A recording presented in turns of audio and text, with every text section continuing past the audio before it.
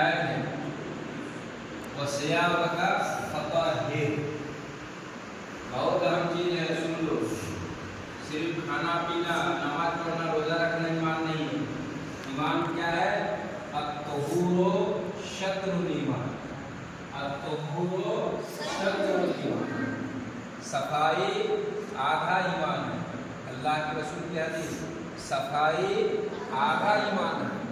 और एक बात सुनो, कुरान की वही बंद हो गई थी।